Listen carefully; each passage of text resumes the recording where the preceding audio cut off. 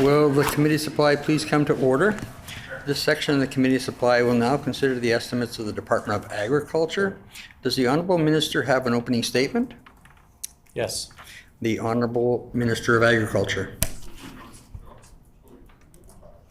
As Manitoba's Agriculture Minister, I'm of course pleased to discuss our department's 2023 budget and our progress towards sustainable growth in agriculture and agro-processing.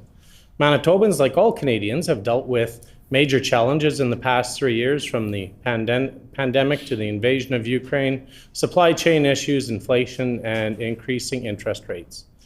The 2023 budget continues investments that create opportunities and foster the sustainable growth of Manitoba producers and agri-producers through innovative, reliable supports and services. Launched in 2019, the Manitoba Protein Advantage strategy is positioning us as North America's preferred supplier of sustainably produced protein.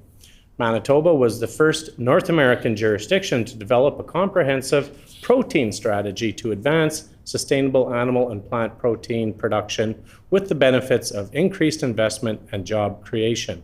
We're pleased to see strong progress in the strategy, including $823 million in new plant and animal protein investments by the private sector, which is about 55% of our goal.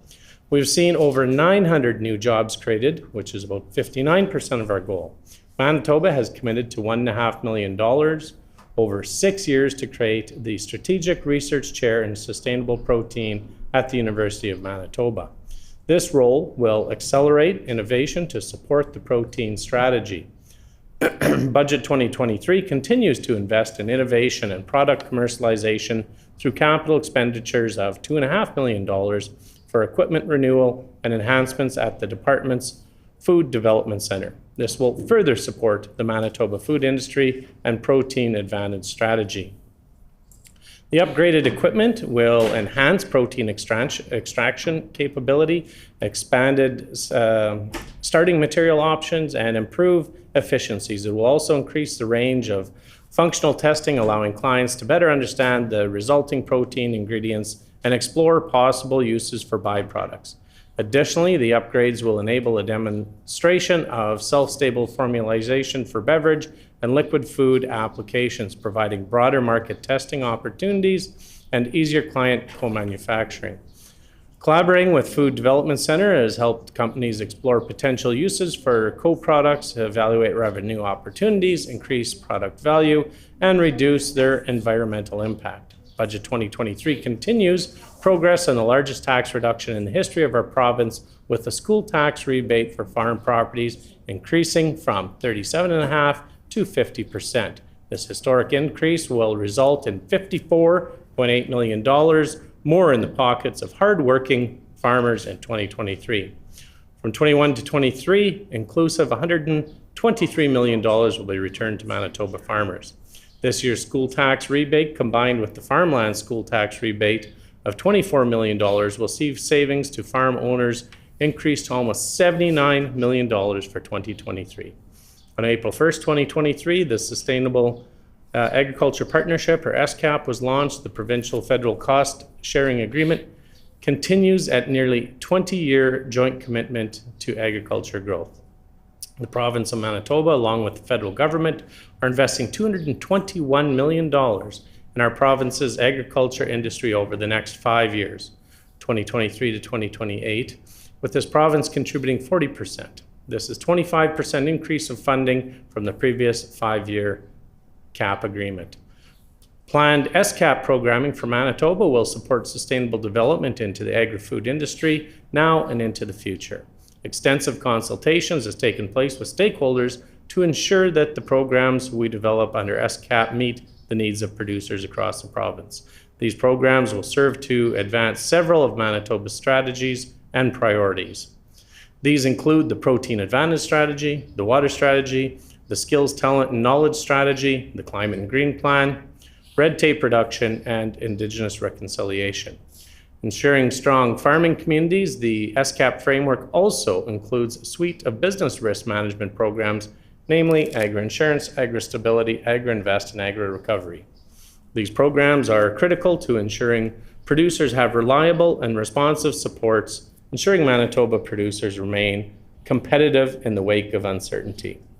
We expect total funding in 23-24 for business risk management programming to reach $140.6 million. Enhancements to the agri-stability program include increasing the compensation rate from 70% to 80%, providing greater support for the deepest losses during bad years, improving the program's simplicity, timeliness, predictability, and equity. In Budget 2023, Manitoba is making the largest ever contribution to agri-insurance premiums, estimated to be $103.1 million. Manitoba's contribution represents approximately 24% of the total projected premiums of $432.4 million on an estimated 9.4 million acres. Agri-insurance protects producers against crop production shortfalls and quality losses caused by natural perils. This historic contribution to agri-insurance premiums will provide Manitoba farmers with the confidence to invest in their crops. For 2023, coverage levels for excess moisture insurance, which provides protection against the inability to seed due to wet conditions, have also increased to $75, $100, and $125 per acre. The contract price option will now be available for the majority of crops, where previously the CPO was only available for canola and field peas. The Manitoba Agriculture Service Corporation, or MASC, continues to adapt to industry changes and client expectations. As a policy-based lender, MASC performs regular reviews and revises aggregate loan limits to account for the changing economic environment in the agriculture sector. Based on increasing farmland values, the direct loan limit will increase by $500,000 to $4.75 million as of April 1st, 2023. Using continuous improvement approaches and stakeholder feedback, MASC continues to review lending products annually. To help MASC to ensure delivery on its mandate to provide a stable source of credit, particularly for young farmers. In response to moisture extremes over the past 2 years and stakeholder feedback, Manitoba announced a 3-year rent reduction for Ag Crown lands, forage lease providing ranchers with up to $4 million in relief. The forage lease rent reduction in place for the next 3 years begins with a 50% reduction in 2023, a 33% reduction in 24, and a 15% reduction in 25. Manitoba has about 1.5 million acres of Ag Crown land available for agriculture activities. These lands are important strategic resources supporting the sustainability objectives of Manitoba Protein Advantage Strategy. Recognizing the importance of Ag Crown lands, the department is dedicating additional resources of approximately $394,000 to build capacity to support the active and productive management of ACL. Healthy and well cared for animals are the cornerstone of all livestock and poultry operations. Healthy animals reduce risk and strengthen profitability.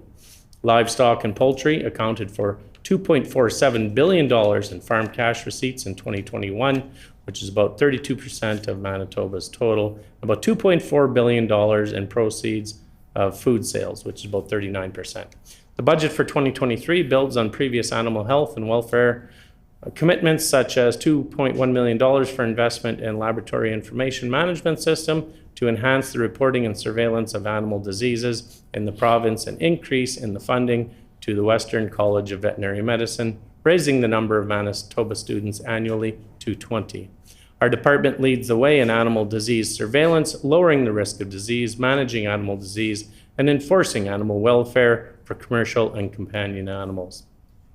We have strengthened veterinary diagnostic services, thus reducing the risk for livestock and poultry producers from large-scale disease outbreaks and economic harm.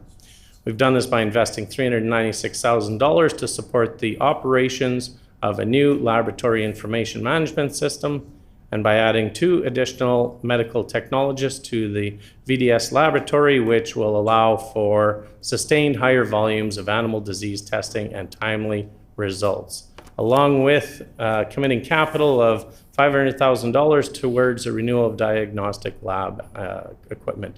These investments in animal health will continue the department's progress in responding to key recommendations in the 2021 Auditor General Report on animal disease preparedness. The department's budget for 2023 is an increase of 21% from the prior year, or almost $40 million. This demonstrates continued commitment to producers.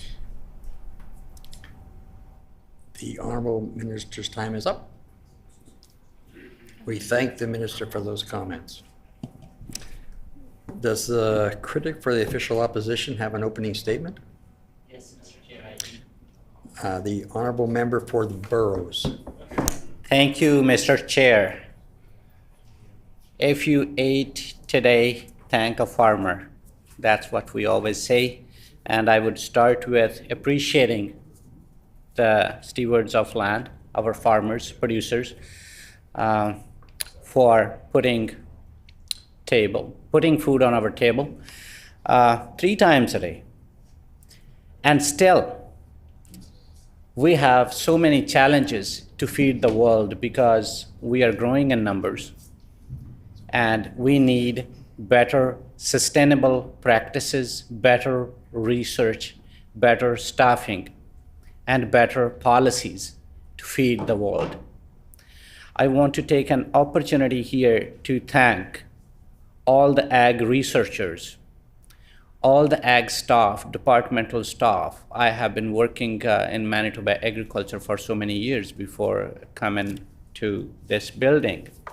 And I know how hard they work to help our producers produce food in a sustainable manner.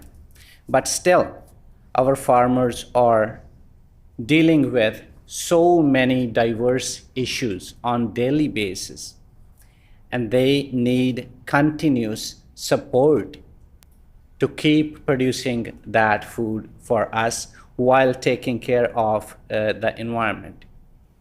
As we all know that cost of production is going up. It's very hard for our producers to balance their expenses and their standard of living. Maintaining standard of living is not easy for them in this situation. And ag policies play an important role to help them achieve what they want to achieve. Agriculture production is always a gamble when we take a look at the weather and climate patterns, challenges after challenges, labor issues, even frontline extension services. We need quality extension services to help our producers.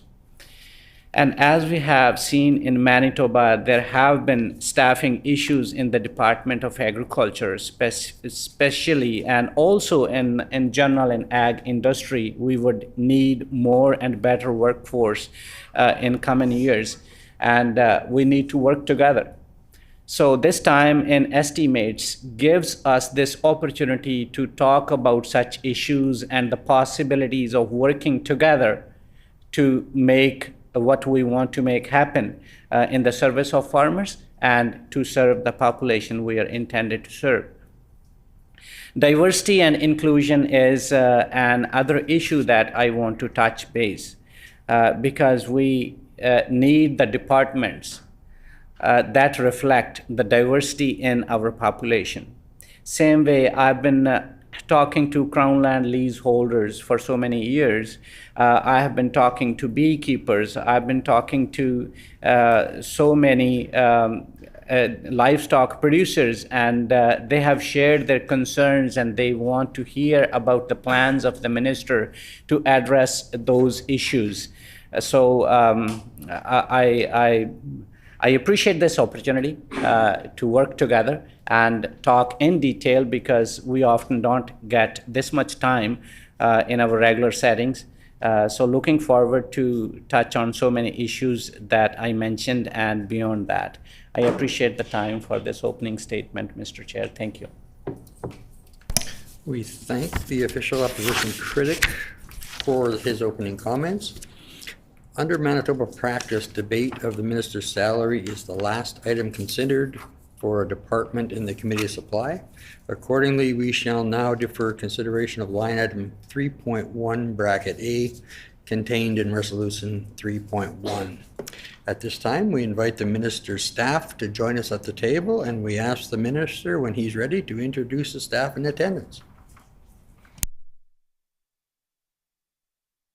The Honorable Minister of Agriculture. Thank you, Mr. Chair. I would like to introduce deputy ministers coming here first. Brenda Deserrano. We have David Hunt, who's the assistant deputy minister. We have Jared Monroe, who is MASC Chief Executive Officer. We have Kevin Croker, which is Executive Financial Officer. We have my Chief of Staff, Brant Field. We have Patty Rothenberger, who's Assistant Deputy Minister. And last but definitely not least, we have Assistant Deputy Minister, Maurice Bouvier. And I think we have MASC Chief is Manon here as well? Oh, we have more people back there. Manon Pascal is here as well. And Senior Project Manager, Chipo Lubale. Good. I think that's enough. We thank the minister for those introductions and welcome you all to this committee. According to Rule 78, bracket 16, during the consideration of departmental estimates, questioning for each department shall proceed in a global manner with questions put separately on all resolutions. Once the official opposition critic indicates that questioning has concluded, the floor is now open for questions. The honorable member for Burrows.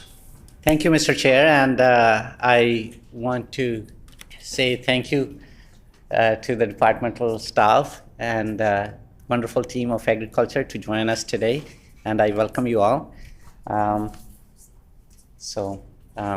My first question would be to the minister. Can the minister undertake to give a list of all technical appointments in his department, including names and titles?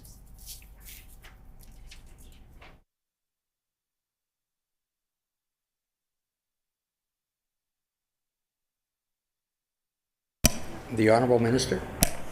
Yeah, just before we get into the fulsome list here, I just want to reflect a little bit on the critic's opening comments. And although he did thank the staff for their hard work, which I do every day, and I will say it again here today, thank you guys for everything you do for agriculture. Ministers come and go, but you guys are the cornerstone of agriculture. And just the comments of the critic of better staffing. I think we have really, really good staffing, and I'm very proud to work with them, and we've accomplished so many things together as a group. So I will this list needs to be updated. So I will, give me a second. I will endeavor to get that to you on the next question or so.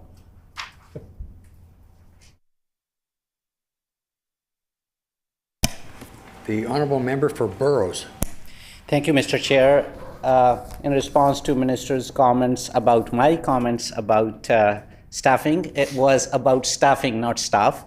So I didn't say better staff, I said better staffing. I wanted to say we need better staffing percentage. I intended to indicate to the vacancy rate in the department, because I've been hearing from the producers and other Manitobans that there are still some services that are not up to date, and people have to struggle to access those services. So the staff currently working in the department is absolutely great. I agree to that. I want to ask the minister, can the minister undertake to give an organizational chart that lists all employees and program areas?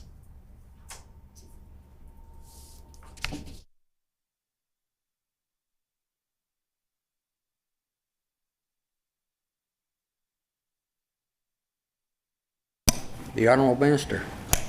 Yeah, so I'll give you the list of technical officers and OIC appointments. So I'll go through right here. I introduced already Special Assistant to the Minister, Brant Field. Jack Zinger is Executive Assistant to the Minister, which he's here in the room as well. Madison Dodds is a community liaison in the Brandon area, or Westman. And the OIC appointments, so those are technical officers. The OIC appointments is Jack Zinger, Executive Assistant to the Minister, and Brenda Deserano, who's the Deputy Minister, and Brant Field, who is the Special Assistant to the Minister.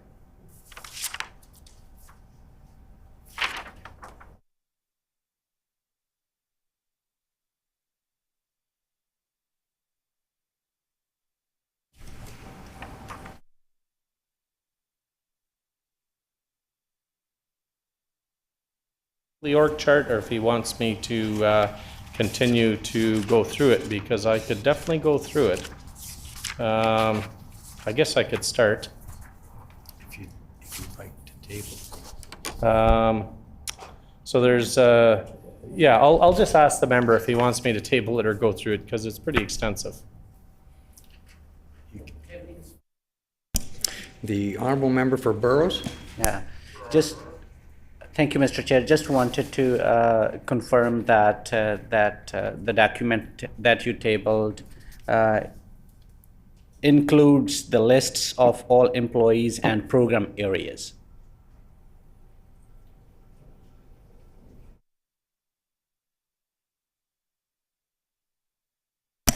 The honorable minister. Yes, I haven't tabled it as of yet, but yes, I'm told it includes all of that. We'll have to endeavor to get copies made, and then I will table it at that point after we have copies made. The honorable member for Burrows. Thank you, Mr. Chair, and I thank the minister for that information.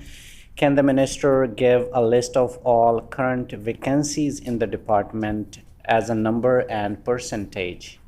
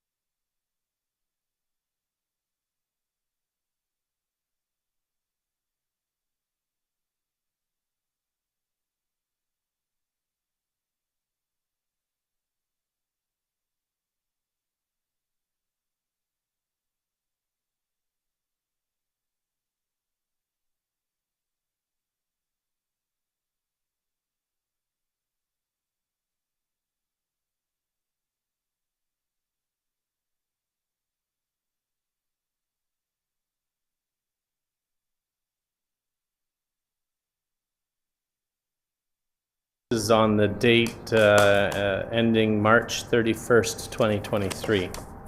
So corporate services and innovation, there's multiple listings under that. Item 3.1A, there is 0%. 3.1B is 2, which is 18.18%. Oh, you want the total number of positions and vacancies and percentage. Okay, so let me start over. So corporate services and innovation, total positions, total FTEs is 141.5. Number of vacant positions is 29.1. Vacancy percentage is 20.57. Under that, there's subcategories, so I'll break it down for you. So 3.1A is 1 FTE, 0 vacant positions, so therefore 0%. 031B is 11 positions, 2 vacant, so 18.18%. 3.1C is 32 positions, 7 vacant positions. 3.1E is 40.5 FTEs, 7.5 vacant positions for a vacancy of 18.52%. 3.1F is 32 positions, 9 vacant positions, 28.13%. So under industry advancement, a total of 141 FTEs. Number of vacant positions is 14.8. And so that leaves 10.5% vacancy rate. So line item 3.3A is 25 FTEs with 3.4 vacant positions, therefore 13.6%. 3.3B, 24 total FTEs, 6 vacant positions for a total of 25%. 3.3C was 31 FTEs, 2 vacancies for 6.45%. 3.3D, 61 FTEs, 3.4 vacant positions, and 5.57% vacancy percent. So now in agriculture, production, and resilience, 102 FTEs total with 19.8%, 19.8 positions vacant for a 19.41% vacancy rate. 3.4A was 38 positions, 9.2 vacant positions, total of 24.21%. Line 3.4B is 64 positions, 10.6 vacant positions, therefore 16.56%. So this is a total overall of 384.5 FTEs with 63.7 vacant positions for a 16.57% vacancy rate.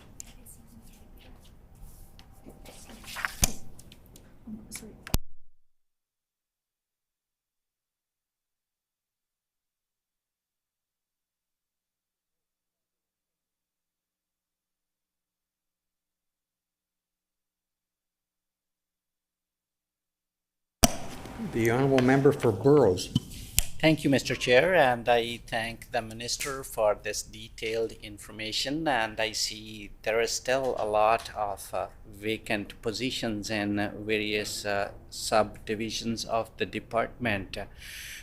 I just wanted the Minister to clarify. He said 384 plus positions.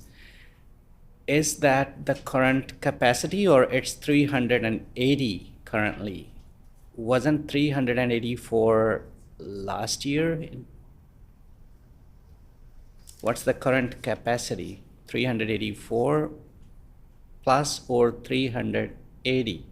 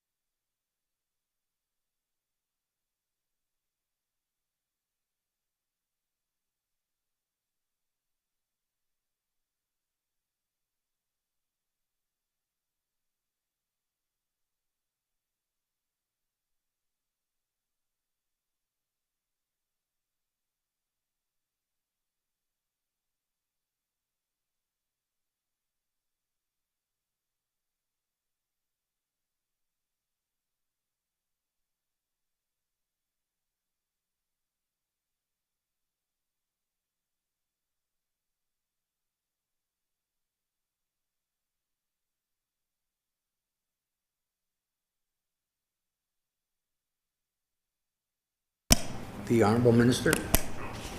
Yeah, if the member was listening at the very beginning, I said this was accurate of March 31st, 2023. So there was 384 and a half positions in last fiscal year. So this fiscal year, as of April 1st, which we don't have the vacancy rates for that yet, but the member is accurate that it's 380. Those 4.5 positions as part of the reorg when agriculture split away from mining and all of that, and that went over to NRND at the time. If you recall, they used to be together. So those were the last of the positions to move from agriculture over to NRND. And that was the 4.5 discrepancy that the member is asking about. The Honorable Member for Burrows. So, as the minister said, a few divisions or offices moved away from the department. Was there any inclusion after the reorganization of the department? The Honorable Minister. Inclusion of what? The Honorable Member for Burrows. Thank you, Mr. Chair.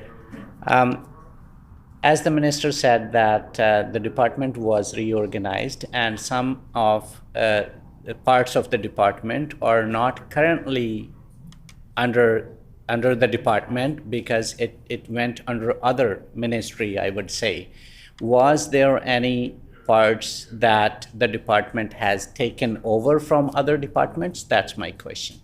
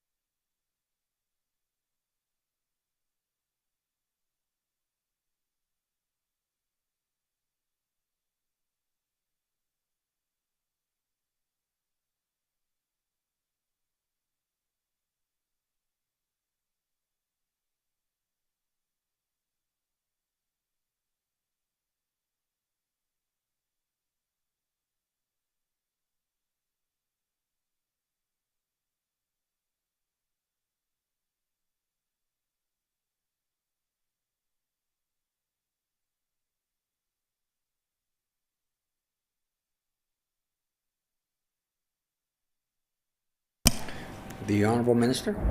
No. The Honorable Member for Burrows? Thank you so much.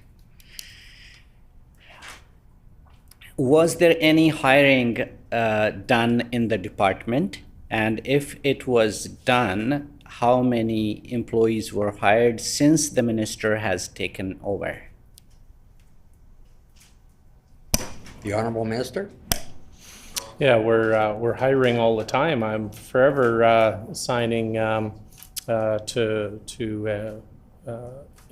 hire new people onto the department. So the answer is yes, we're hiring all the time.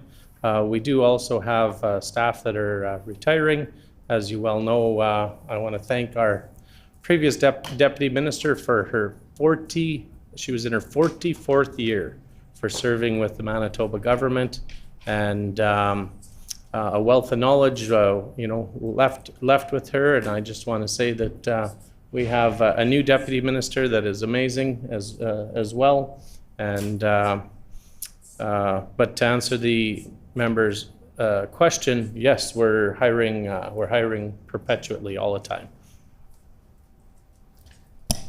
The Honorable Member for Burrows? Thank you, Mr. Chair. Can the minister share the number of employees hired since he took over the department?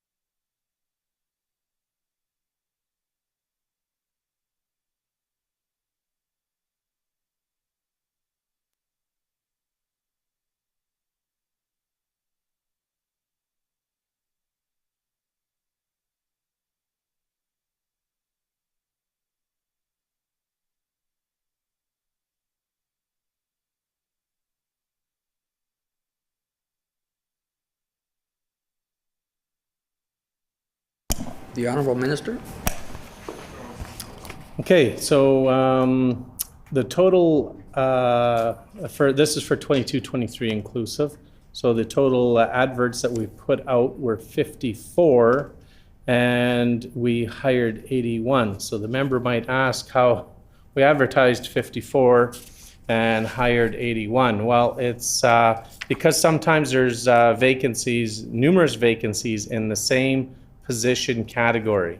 So I'll just run through the list here of the positions that were advertised. So admin assistant to the minister, or ATM as we know it, is one position. Admin officer 1, or AO1, is one position. Admin officer 2 was one position. Admin officer 3 was 2 positions advertised. Admin secretary 3, or AY3, is 1. Admin secretary 4, AY4, was 1.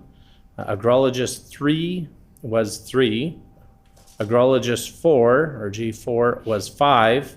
Agrologist 5 was 1. Biologist 2 was 1. Biologist 3 was 1. Business analyst 3 was 2. A clerk 3 was 1. A clerk 4 was 1. Economic development consultant, or an IC3, was 3. Economic development consultant 4. IC4 was 4. Economic analyst 1, or ER1, was 1. Environmental officer 2, EO2, was 3.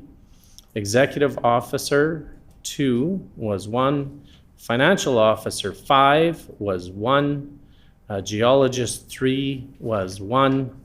Lab technologist 3 was 1. Labor was 1.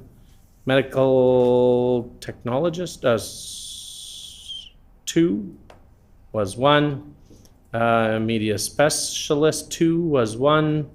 Planning consultant was 2. Planning program 2 was 3. Planning programmer 3 was 3. Senior manager 2 was 5. Statistical analysis 1, or an SS1, was 1. Statistical analysis 2 was 1. And a vet medical officer 4, or VT4, was 1. Those were the positions that were advertised this 22-23 year, for a total of 81 hires or appointments out of those 54 advertisements. There's 32 different classifications where the 54 adverts were published. The honourable member for Burrows. Thank you, Mr. Chair. I appreciate the details on this. And I see many of the positions that are mentioned or hired are non-technical. I'm worried about the positions. Minister did mention a few of them, but I'm worried about the positions that actually are frontline positions and help the farmers directly on food production. When I look at the estimate book, it says that we have 380 full-time equivalents, and the minister plans to keep it at 380. Would that mean that there is no plan to hire anybody in the next year?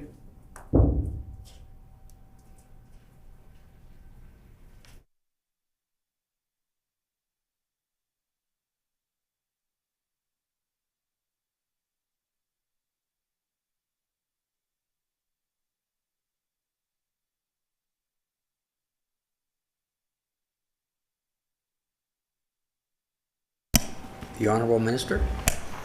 Yeah, I'll just start a little bit by, in the critic's opening comments, he stated ag industry needs a better workforce.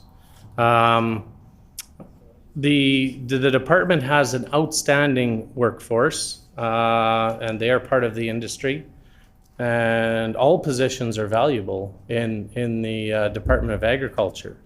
So our goal is to have 0 vacancies and fill all 380 positions, fill all the vacancies to have a full complement of 380 filled positions. As the member knows, there's retirement, there's people that move around, not just in this building, but from department to department. As you're well aware with our deputy minister here, she came over from Treasury Board and is doing an outstanding job here. And it's important that we allow people's careers to grow. So I'm never upset when somebody leaves agriculture to better their career and do better things for their choice, their time in life. And it's you know, that's how people get ahead, and they make those decisions based on where they are with family or where they are emotionally, and if they're loving Manitoba. So we have more people coming than going to Manitoba, thank goodness. And our goal as people come to Manitoba is to encourage them to come and work, not only in government, but directly in the Department of Agriculture. But they're great skills to good use. The honourable member for Burrows. Thank you, Mr. Chair, and I appreciate the minister on expanding that. I didn't mean to say that non-technical positions are not important. I appreciate everybody working in the department. The deputy minister retired, and we hired a wonderful person to fill that position.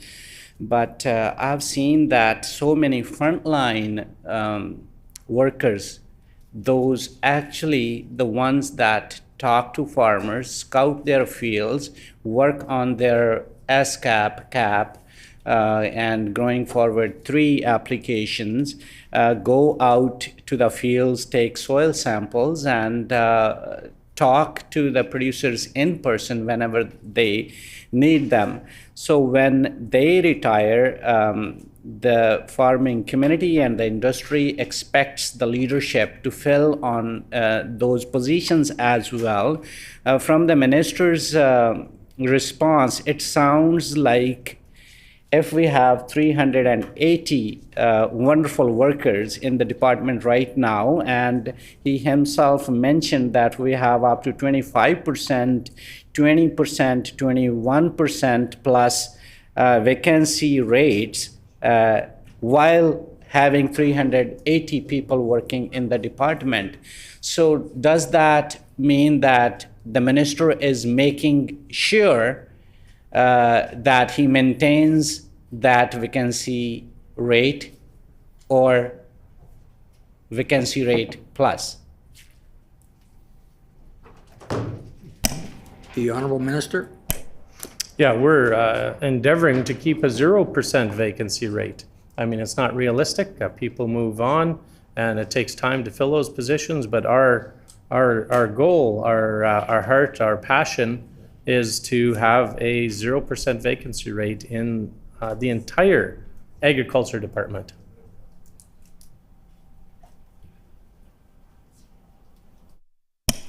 The honourable member for Burrows. Thank you, Mr. Chair.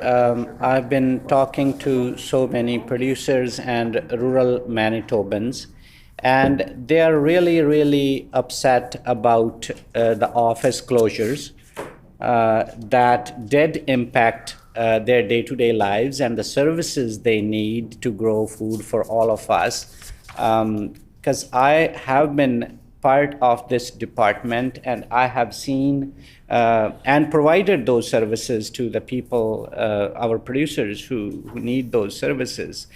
They're really upset about having no office, either no office in their town, or having an office and having great workers inside the office, but the minister does not allow people to access those services. They can look at each other. For example, in Beausejour, farmers can go to the building and look at the wonderful employees through the glass and maybe frown at them or smile at them, but they're not allowed to get in and access the services that they want to access.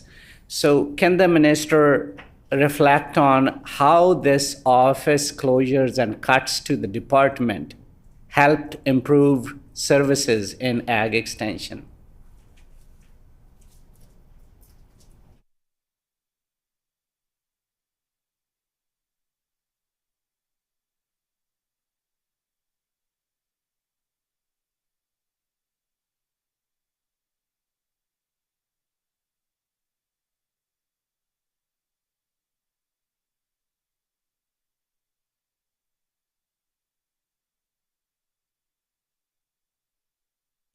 The Honorable Minister. Yeah, we obviously have outstanding service delivery model objectives, including but not limited to provide quality, consistent, and convenient service using the communication method that the client would prefer, modernizing service delivery to match how clients prefer to do business, improve efficiency as human, physical, and financial resources, and improve collaboration between the department and MASC at an organizational and staff level. I think we all realize the producers that I visit with, a good majority of them are have not been into the office in decades. They do stuff online, and that seems to be the way our world is going. As we are seeing right now, we have online participation if we choose right here with our staff. I would just wonder, when the member is speaking to these producers, if he's reminding them that that the NDP has committed to taking $54.8 million in property tax rebates to farmers out of their pockets. I'm wondering if he's talking to them about that and how they feel. I think producers, the ones that I've spoken with, would ask the member to stand up against his leader and state that this isn't the right thing to do. $54.8 million is no chicken feed when you're a farmer, pardon the pun, of chicken feed. But Budget 21 committed to a 10-year phase out of our school taxes and the introduction of the school tax rebate, which provides 25% rebate to residential and farm properties and 10% rebate to commercial properties. That year, $27.4 million was given back to farm owners in school tax rebates. The rebate increased from 25 to 37.5% for residential and farm properties in Budget 2022, providing an additional $40.6 million to farm owners. Budget 2023 increases the rebate again for residential and farm properties from 37.5% to 50%. This will result in Manitoba farm owners receiving rebates of $54.8 million in 2023. The members opposite, they all stood up, voted against it. That was the critics' time that he could stand up with the producers that are watching here today. The member could have stood up and voted in favor of that tax rebate for the producers of Manitoba. So in this year's budget, $54.8 million, just this year's budget. Now you combine that with the regular farm school tax rebate of $24 million, means that farm owners will see the value of their savings increase to almost $79 million in 2023. I really hope the member reflects upon his decision to vote against that for you, for the producer, and that he reconsider that next time we complete this business. The Honourable Member for Burrows. Thank you, Mr. Chair, and I appreciate the detailed response from the minister, trying to divert from the topic that I want to bring him to. But anyways, talking about standing with the producers, I have and I will always stand with the producers. In the past, it's documented that I stood with the producers. I visited them when they called me, even in the constituency of the minister and the constituency of MLA Lakeside. Both of these MLAs were missing in attendance when I was standing with 100 plus producers, listening to them about how drought has impacted their lives. And unfortunately, at the occasion, I didn't even see a regret message sent from either of these wonderful elected officials. So that saddens me, and that tells me that that what the minister expects from other elected representatives, he doesn't follow those rules himself. And a few of his colleagues as well don't follow those rules and never stand with the farmers. When I talk to the farmers, I listen to them what they want to tell me. I don't tell them what they should tell me. So when we talk about modernization and the minister talks about his leadership in modernizing extension services, let me tell to those listening today that scouting in soybean fields cannot be done online. Yes, general information applications can be done online, but for that we need a good infrastructure. We need high-speed internet that this government fails to provide to rural Manitobans, and they just dream of having a world where any producer can just sit in front of their computer or laptop or their cell phone and access all the great extension services. That does not happen automatically. We need a vehicle for the technology to transfer from these offices and these libraries and institutions to the farmers' fields. Unfortunately, we don't have that vehicle, and this minister is doing nothing to improve that. In the meantime, they expect that we just made the changes and everything would be all right. Talk about MASC. MASC is in a situation that they are transitioning from an old system to a new system. And the minister is simply dreaming that the new system is already there. It's not. I've talked to so many people. People have retired early because they get stressed and suffocated due to the policies of this government. And I don't know if the minister knows where is the nearest MASC rep from Arborg, or where is the nearest Crownland Farm Production Extension Specialist for, say, from Toulon or Stonewall. So they're covering miles of distances. And when the producers have to go in person to access services, they spend more on gas. They have to spend more time to access the same services that were available in their backyard at one time. So I would like the minister to respond to this situation. Does the minister think that we have excellent rural connectivity that he thinks we should rely on, and kick out all the wonderful people who used to work in the department, or they retire and do nothing after they retire, no hiring, nothing. So I would like to hear the minister on this issue, how he thinks that these cuts and closures have made the things better in rural Manitoba for producers. The Honourable Minister. Yeah, the members heard me say it, and I'll say it again. We endeavor to keep a 0% vacancy to ensure that everybody has access to service when and where they need it. But the member spoke that he stands with producers, and I don't think he stands with producers when he stands with the leader of the opposition and votes against a $54.8 million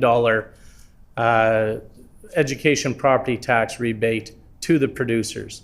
Now, he spoke of drought when the farmers needed help with drought, and I know the MLA for Lakeside had done an amazing job here getting this all set up, and the amount of work that the department went to designing this program that we for ag recovery drought programming that the member brought up earlier, that meeting that was at Aaron View Hall or Fire Hall, that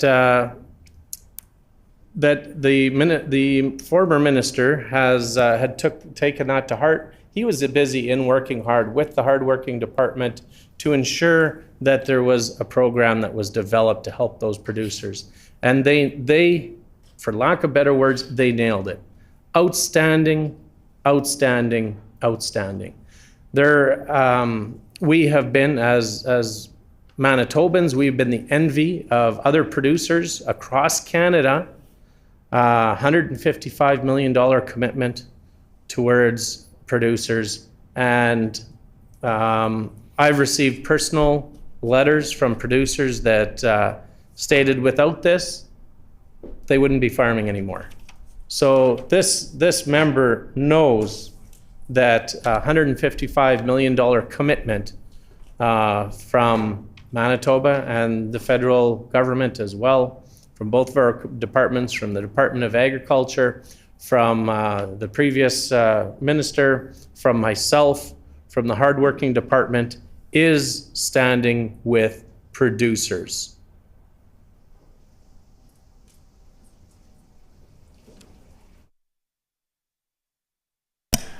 The honourable member for Burrows. Thank you, Mr. Chair. Again, I want the minister to share what's the state of the beef industry in Manitoba.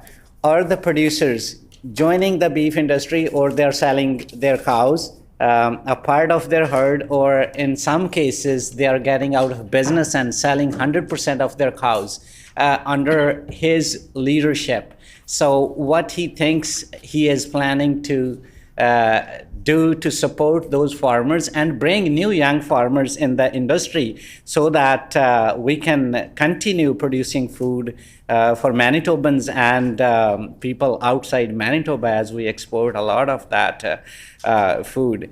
It's published in the newspapers in this minister's writing, and he is well aware of the fact that people are getting out of business, especially ranchers and livestock producers, in his writing and beyond. So what does the minister think has impacted those producers leaving the business? They are frustrated. Does the minister know that fact, or he needs more information or data to prove that? The honourable minister. Well, I hope the member would know that there used to be, at a peak, 680,000 head in Manitoba. And by 2016, so that peak was in 2006, by 2016, with the aggressive attacks that the NDP do on producers, like the one exercised by the member for Burrows of voting against a $54.8 million tax rebate to farmers, that is not standing with farmers. There was a 210,000 head decline under the NDP in Manitoba. So I will not take any advice from the member opposite. His colleagues stood by and did nothing while the Manitoba beef industry suffered in the largest decline in provincial history under the NDP government.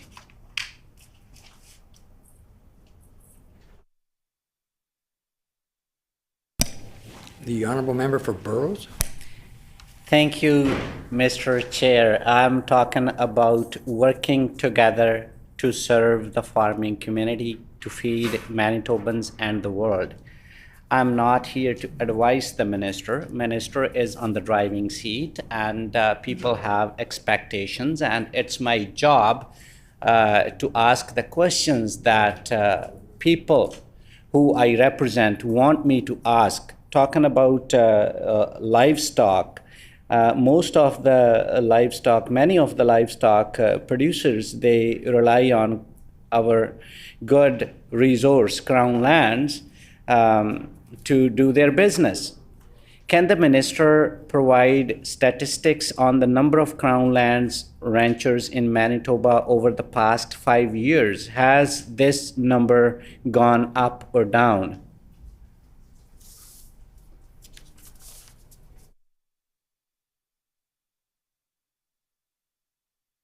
The Honorable Minister?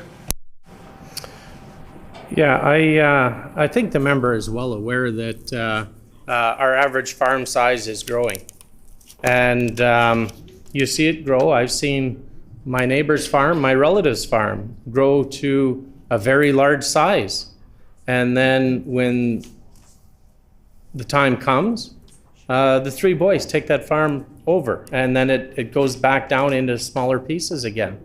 So the size and the amount of farmers is flexible in Manitoba. We all know there's economies of scale with larger tracts of land. It's easier to fence off.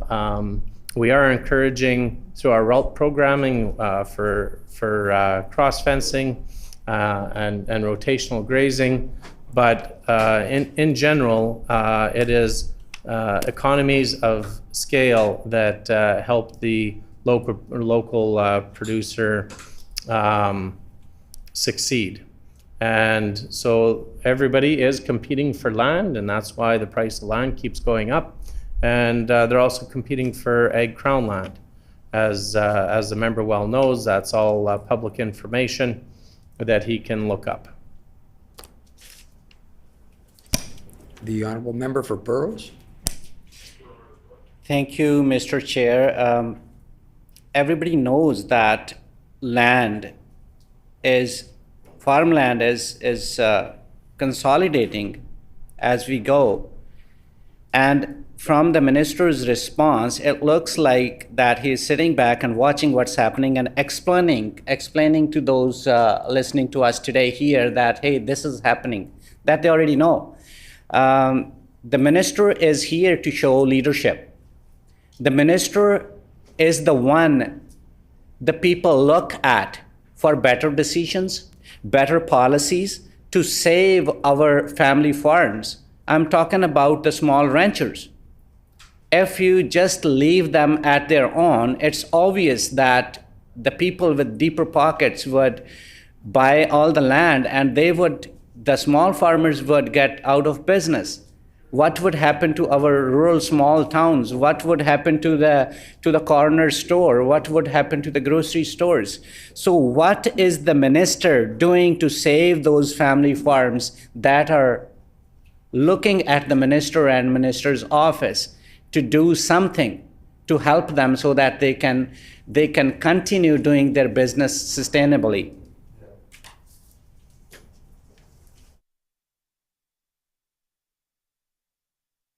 The Honorable Minister? I hope the member isn't suggesting that we buy or start to subsidize smaller farmers to ensure that they can remain independent. I hope the member is well versed with the World Trade Organization and how they view government subsidies on production and moves like that. I hope that's not going to be one of the NDP's policies in this coming election, but moves like that can cause exports to cease out of Canada, Manitoba especially. So I really hope the member isn't hoping that we buy the land and allow smaller producers to farm that land or to just write them a check every year. Because WTO is definitely not favorable to that at all. They would put tariffs on on our beef or hogs leaving the province, chicken, turkey, you name it. It would not turn out well for the farmer if the member is suggesting. So we will not make choices that will compromise the small farmer with decisions and case law that's been done by the World Trade Organization. We will not put them at risk. The honourable member for Burrows. Thank you, Mr. Chair. From the minister's comments, it seems like the minister wants to see these small farms get out of business because he's just sitting and watching what's happening. We need diversity in businesses, diversity in every industry. A combination of large farmers and small farmers is the beautiful thing to have. But Minister, as he commented, seems like he doesn't want to see our small farmers sustain or grow there. They are important to our economy. It's not all about exports.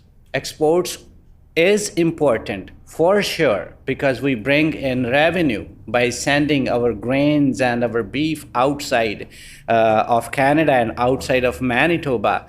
But small farmers do need help, and there are many ways we can help them.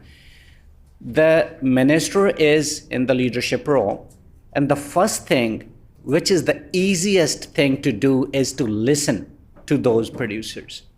And when I go back to them and talk to them, this is their first complaint. Being accessible and listening to them and sitting together with them and working on the possible solutions is the right thing to do. Not just saying that that's the trend because that's what's happening all around the world, so let it go, let what's happening to them happen and continue to happen. Because small businesses, small farms are the backbone of our industry. They have to sustain, and it's our duty because we have been privileged, we have been blessed to be here to make policies and think how we can help them. But to me, the minister sounds like he's not ready or willing to support our small farmers and livestock ranchers. At least we can give them the services offered by the department. So I would like to touch on our departmental capacity because it needs a good team and a team of optimum size to serve our Crown Land lease holders. They have so many questions. They have so many issues that need to be addressed. Can the minister share how many Crown Land farm extension specialists are working in the department right now? And what was the number in 2019? And what was the number in 2016? The honourable minister. Yeah, the member may suggest that we're not a listening government. There is nothing that is further from the truth. Listening government isn't just the elected officials. It's the great people that we have in the room here and the great people that they manage and the outstanding job that they do.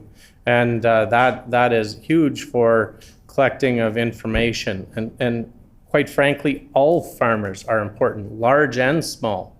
The agriculture and agro-processing sector directly contributed to 7.2% of the provincial GDP and 5.2% of provincial jobs, or 35,405 direct jobs.